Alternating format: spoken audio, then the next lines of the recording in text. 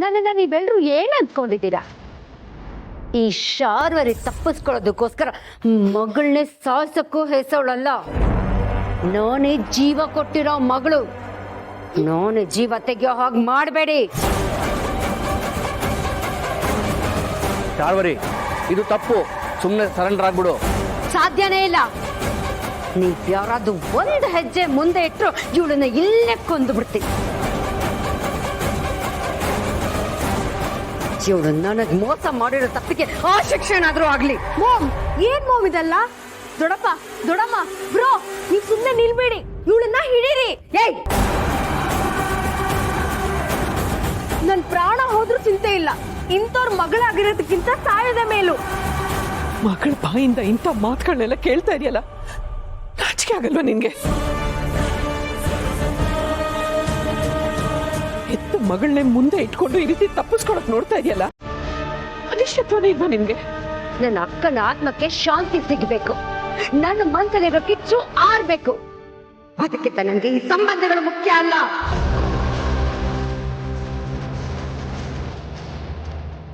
ಇವಳು ಜೀವ ಉಳಿಬೇಕು ಅಂದ್ರೆ ನೀವೆಲ್ಲರೂ ನಾನು ಹೇಳ್ದಾಗ ಕೇಳ್ಬೇಕು. ನೋಡು ಶಾರ್ವರಿ, ಜೀವ ತೆಗೆಯೋದು ಅಂದ್ರೆ ತುಂಬಾ ದೊಡ್ಡ ಅಪರಾಧ. ಅದರಲ್ಲೂ ಪೊಲೀಸ್ ಅವ್ರ ಕಣ್ಣೆದುರಿಗೆ ಈಗ ಆಡ್ತಿದ್ಯಾ. ಸುಮ್ಮನೆ ಸರೆಂಡರ್ ಆಗ್ಬಿಡು.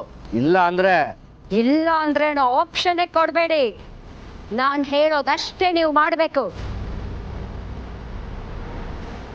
ಹಾಗೇನಾದ್ರೂ ನೀವು ಮಾಡಲಿಲ್ಲ ಅಂದ್ರೆ ಇವಳು ಜೀವ ಇಲ್ಲೇ ಹೊರಟೋಗುತ್ತೆ. ಓಕೆ ಓಕೆ, ಆತರ ಪಡಬೇಡ.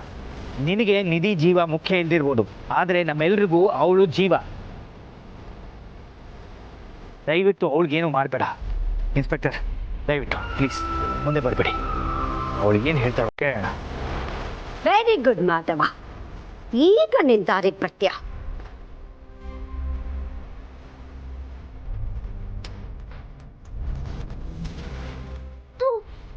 ನಿನ್ ಕನ್ಸಲ್ಲಿ ಅದ್ರಲ್ಲಿ ಹಾಕಿ ಅಂದೆ.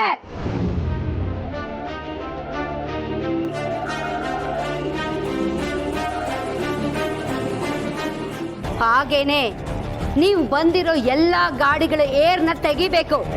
ಪ್ಲೀಸ್ ಇನ್ಸ್ಪೆಕ್ಟರ್, ಅವಳು ಏನು ಹೇಳ್ತಾಳೋ ಹಾಗೆ ಮಾಡಿ. ನಮಗೆ ಅವಳನ್ನು ಹಿಡಿಯೋದಕ್ಕಿಂತ ನಿಧಿ ಜೀವ ಮುಖ್ಯ.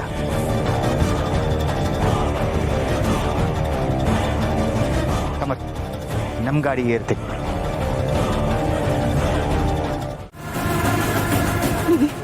ನಿನಗೇನೂ ಆಗಿಲ್ಲ ತಾನೆ? ನಂಗೇನು ಆಗಿಲ್ಲ ದೊಡ್ಡಮ್ಮ, ಆದ್ರೆ ಮಾಮ್ನ ಹಿಡಿಲೇಬೇಕು. ಅವಿಬ್ರು ಸಮರ್ಥನ, ಪ್ಲೀಸ್ ಮಾಮ್ನ ಹಿಡೀರಿ ಪ್ಲೀಸ್. ಕ್ಷಮಿಸಿ ಮಾಧವರೇ, ಆಕೆನ ಹಿಡಿಬೇಕಾಗಿರೋದು ನಮ್ಮ ಕರ್ತವ್ಯ ನಿಜ. ಆದರೆ ಒಂದು ಪ್ರಾಣಕ್ಕೆ ತೊಂದರೆ ಆಗದಿರೋ ಹಾಗೆ ನೋಡ್ಕೊಳ್ಳೋದು ನಮ್ಮ ಡ್ಯೂಟಿನೇ. ನಾನು ಈಗಲೇ ಕಂಟ್ರೋಲ್ ರೂಮ್ಗೆ ಫೋನ್ ಮಾಡಿ ಆ ಕಾರ್ನ ಟ್ರೇಸ್ ಮಾಡಕ್ಕೆ ಹೇಳ್ತೀನಿ. ಆ ಕಾರು ಸಿಟಿ ಬಿಟ್ಟು ಎಲ್ಲೂ ಹೋಗೋದಕ್ಕಾಗಲ್ಲ. ಆ ಶಾರ್ವರಿನ ಹಿಡಿಯೋದಕ್ಕೆ ನಾವೆಲ್ಲ ರೀತಿಯಿಂದಲೂ ಪ್ರಯತ್ನ ಮಾಡ್ತೀವಿ. ರಮೇಶ್, ಈಗಲೇ ಕಂಟ್ರೋಲ್ ರೂಮ್ಗೆ ಇನ್ಫಾರ್ಮೇಶನ್ ಪಾಸ್ ಮಾಡಿ. ನಡೀರಿ. ಸಮರ್, ನಾವು ಈಗಲೇ ಹೋಗ್ಬೇಕು. ಆಗಿದ್ದಾಗೋಗ್ಲಿ, ಆ ಶಾರ್ವರಿನ ಹಿಡಿಲೇಬೇಕು. ನಡಿ ಹೊರಡೋಣ. ಒಂದ್ ನಿಮಿಷ. ನೀವೀಗ ಹೋಗೋದ್ರಿಂದ ಅಪಾಯನೇ ಹೆಚ್ಚು. ಈಗಾಗ್ಲೇ ಆ ಕಾರ್ ತುಂಬಾ ದೂರ ಹೊರಟೋಗಿರುತ್ತೆ. ಅದು ಅಲ್ಲದೆ ಅವಳ ಹತ್ರ ಗನ್ ಇದೆ. ನಿಮ್ ಜೀವಕ್ಕೇನಾದ್ರೂ ಅಪಾಯ ಆಗ್ಬೋದು.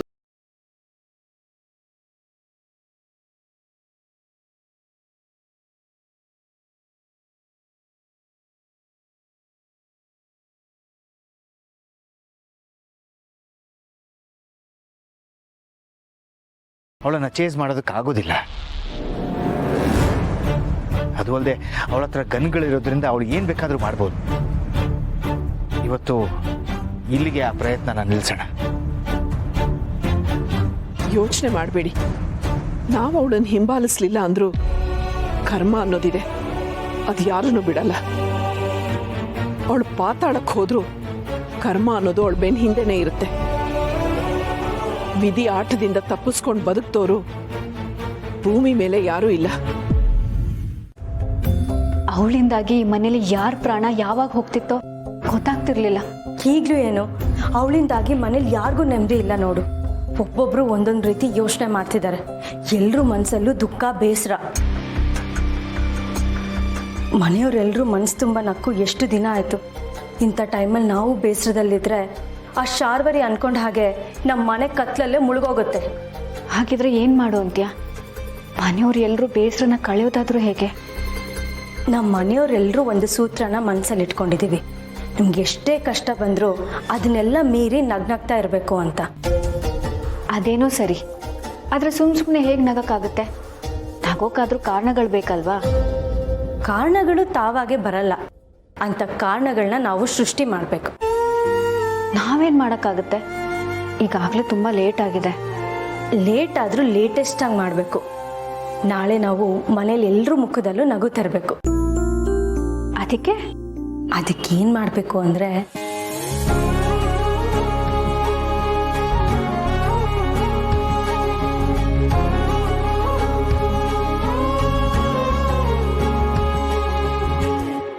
ಸರಿ, ಹಾಗೆ ಮಾಡೋಣ.